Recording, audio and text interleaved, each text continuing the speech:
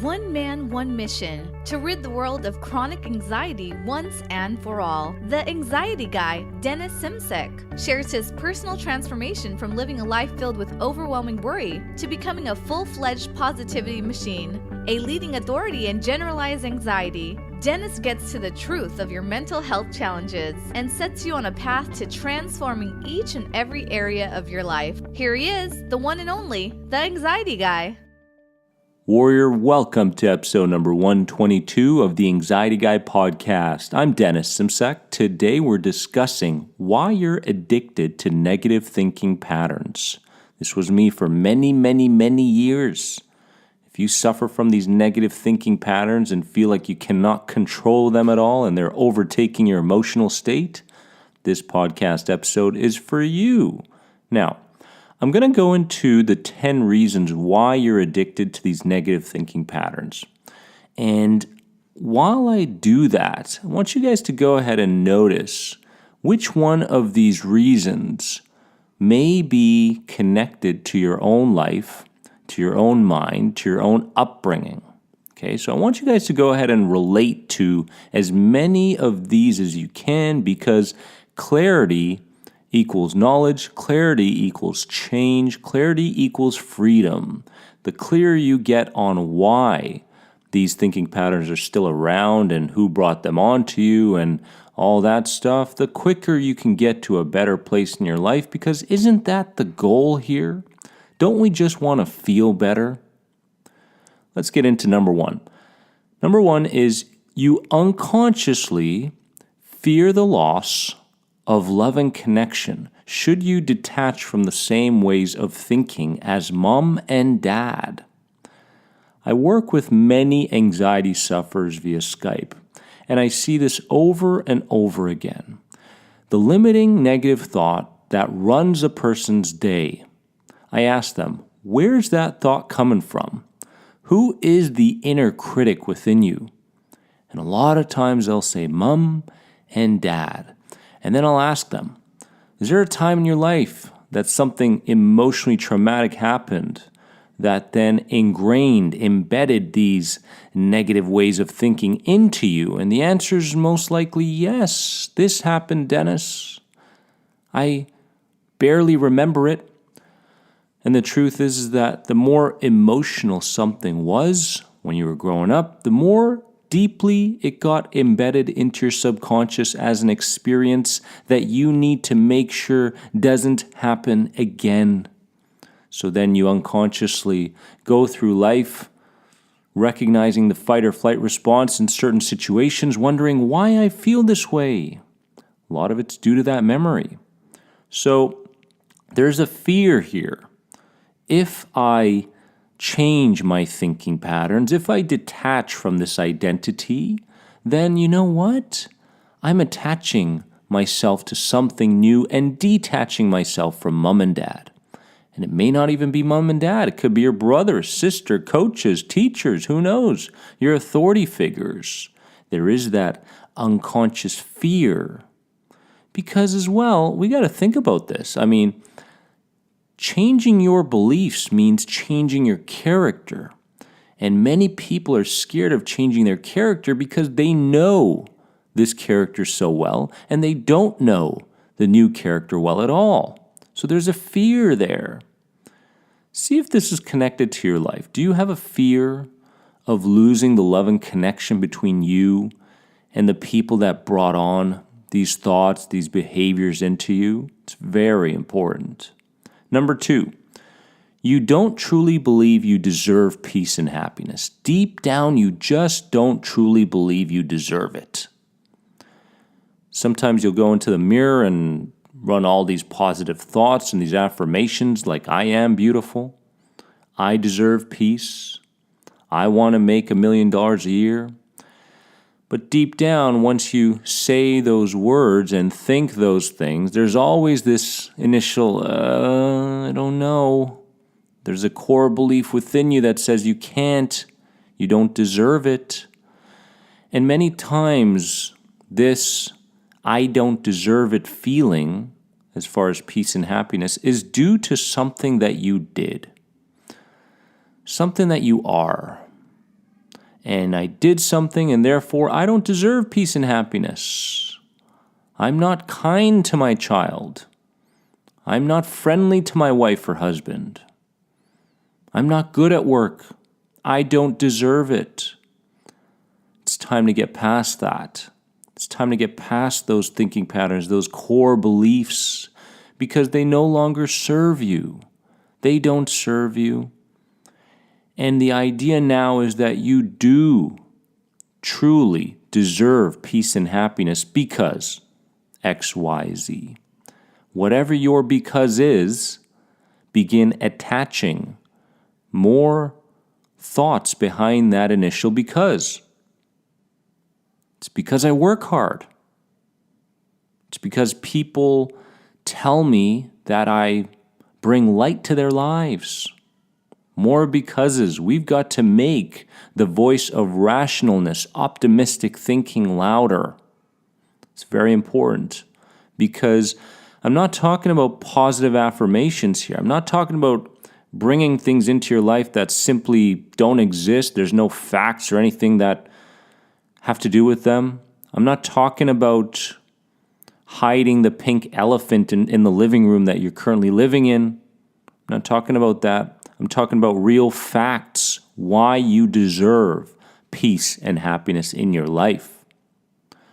Number 3 reason why we're addicted to negative thinking is you just don't understand peace because you've never truly had it. So many people come to me and say, Dennis, I want peace. And then I go, describe peace to me.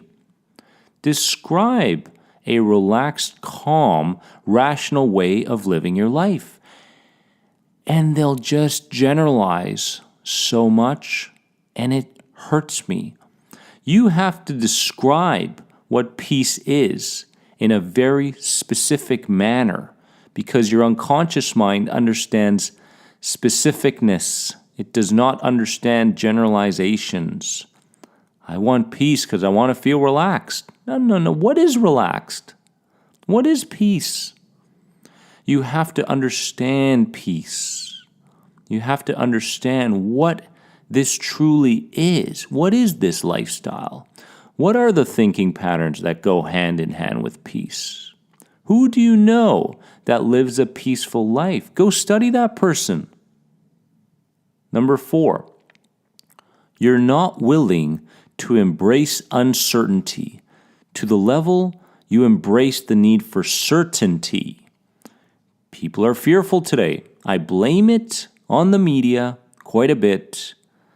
But again, we're not going to go into blame games here. We got to blame you. We got to blame me. I blame myself for all the years of anxiety, and it's time for you to take full responsibility for this anxiety disorder. A lot of it's not your fault, but it is your responsibility. So we have to be willing to embrace uncertainty. Remember that time where you started your relationship with your husband or wife? There was so much uncertainty there. Is he going to call back? Is she going to love me like I love her? What are we going to do tomorrow? I don't know. That uncertainty had a lot of mysteriousness embedded into it. A lot of what ifs in a pleasant manner. It was exciting. You've got to embrace uncertainty because you can. There's been so many times in your life where you had to embrace uncertainty. The new career, as I mentioned, the new relationship, the flight that you go on. These are all uncertain times that we're living in. So if we're going to change these negative ways of thinking, we have to embrace uncertainty and say, you know what? I can think neutral in this situation. It's okay. So many people either want to feel good or feel bad on a daily basis. But the truth is there's a middle ground, and that neutral way of living is a very peaceful and calm state to be in. So begin learning how to embrace uncertainty today. So many anxiety sufferers seek control. Control. I've got to control my symptoms. I have to control my day. I have to control everything. If one thing goes wrong and I feel emotionally down, it's a bad day. It's not true. It's a bad moment. It's a learning opportunity. reframe, and shift your perspective if you want change. Number 5, you don't fully believe you can maintain a peaceful, joyful lifestyle. Because mom couldn't, dad couldn't, you couldn't in your past. You tried everything, you were hoping that change could happen, and the truth is that you couldn't maintain this peaceful, joyful lifestyle. And in the back of your mind, you still have that belief. Notice the word belief. Everything is run by our beliefs, our core beliefs, not the ones that we're aware of, the ones that we're unaware of, that manifest through feelings and emotions on a daily basis. Those are the beliefs that we have to work with. And you have to begin recognizing the facts on why you can maintain a peaceful, joyful lifestyle. You've maintained many other things in careers, in relationships, in leisure time, in sporting activities, and getting in shape. You've maintained things. Why can't you maintain a peaceful and joyful lifestyle? Of course you can. But the voice of negativity is too loud right now, and we've got to shift that. We've got to shift that. Number 6, it feels like you're losing a large part of who you are if you begin believing anything else and acting differently. Like I mentioned in the beginning of this podcast, you'll feel like you're losing a big part of you. And the world that is unknown, who am I going to be? There's an uncertain feeling here. Who am I going to turn into? What character? What identity? Will my peers accept me? Will I accept me for all these changes? So you sabotage your recovery. A large part of you has to die in order for you to begin truly living. Understand this. You must begin believing things differently, but until that happens, you have to make a choice that these beliefs are in fact the right way to live your life. You have to believe that these new core beliefs within you are correct, are right, if you want to get to a better place in your life. Number 7, no one around you has done it, so you believe you can't or shouldn't either. No one around you has done something like this, and you don't believe that you can or that you should do it. So why should you? Why can you? Like I mentioned, overcoming anxiety takes a lot of sacrifice. A lot of sacrifice. You're sacrificing your beliefs. You're sacrificing your identity. You're sacrificing friends. You're sacrificing family sometimes. You're sacrificing those temporary pleasures, the foods that you eat on a daily basis that are not serving you. There's a lot of sacrifice.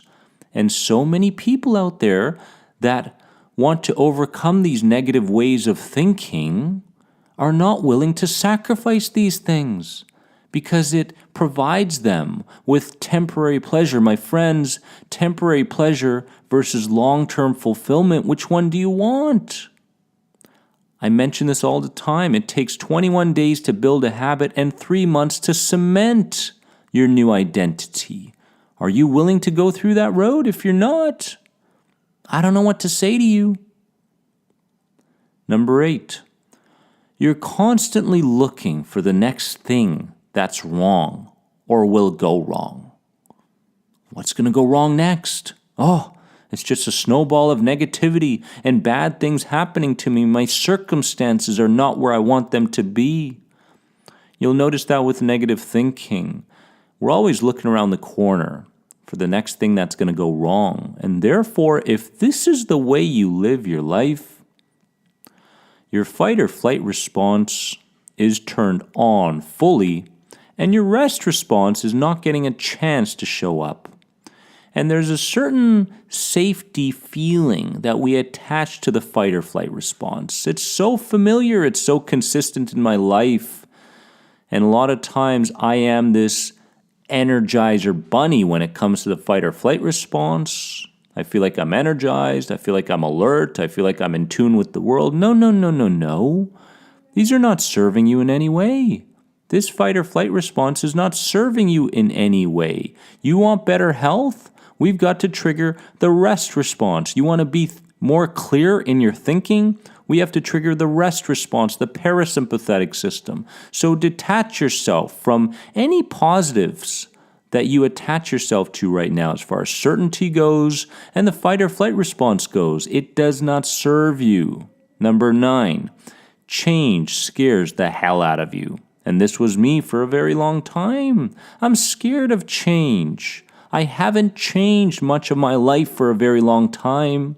I feel comfortable in this repetitive way of living, going to work, coming home, kissing the dog, watching the show, going to bed, waking up, going to work, and so on.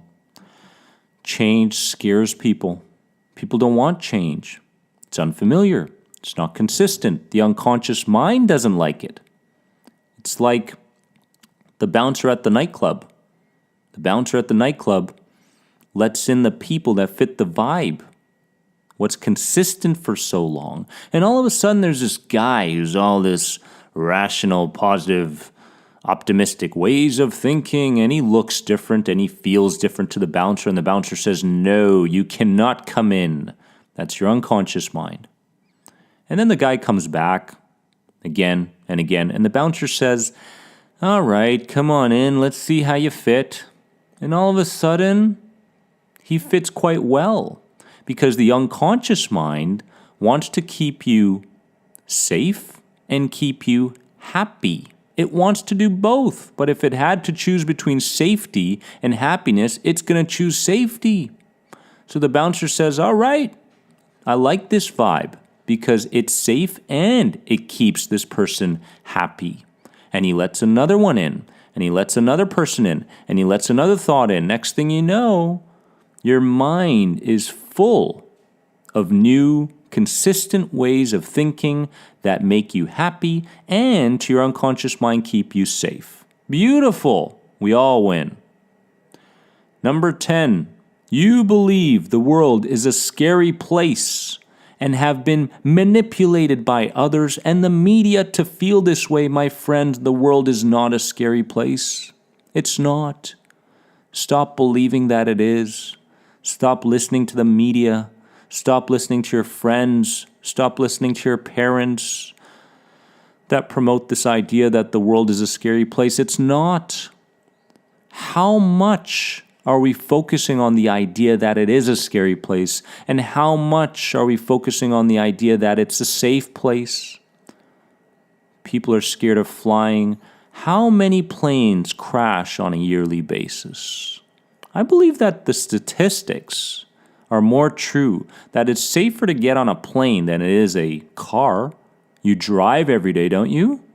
This is what I'm talking about. We're just so focused on the things that create further fight or flight response within us, and fear and negativity and pessimistic ways of thinking. So we stay in this little bubble. We live in a bubble that's familiar and consistent in our lives, and we continue thinking that the world is a scary place, and you don't take any steps in the direction of unfamiliarity because it's too scary. Because people say you can't, because you say you can't. The truth is that you can, but first you've got to get to know yourself better. And what better way to get to know yourself than silence? I talk about it all the time. In today's world, there's a certain label that we place on people that are silent. Oh, that person's silent. He doesn't talk enough. He's weird. You're internal. I understand that. But to label yourself as being weird or wrong or negative or a bad person because you're silent makes no sense. Do you know how much power there is in silence? People are always expecting you to speak, and sometimes I don't want to speak. In fact, I don't want to speak a lot, and that's totally fine. Believe that it's fine. believe that although you do have to shift your character, there are certain traits that you can keep that serve you for the better, that will serve you on this thing called life in a positive way. I believe that. You're an incredible human being. You have many gifts. You have many ways of contributing to the world that are showing up now. So embrace them. Take a hold of this journey. See every anxious moment as an opportunity to reframe the experience, to shift your perspective and see it differently. Begin triggering your rest response by training your breathing patterns, training your new posture, training the words that you express to people. My friends, negative ways of thinking are temporary. Let's get out of it starting today. I love you all so much. You are more than anxiety. I'll see you soon. Thanks for being an important part of the Anxiety Guy podcast community. If you enjoyed this podcast, please leave a positive rate and review. If you're searching for further support on your road to recovery from anxiety, head over to anxietyexit.com and take part in the powerful End the Anxiety program based around the CBT model. If you're searching for a more one-on-one approach, you can sign up now for personal coaching sessions with Dennis via Skype. Remember, you are more than anxiety. See you in the next episode.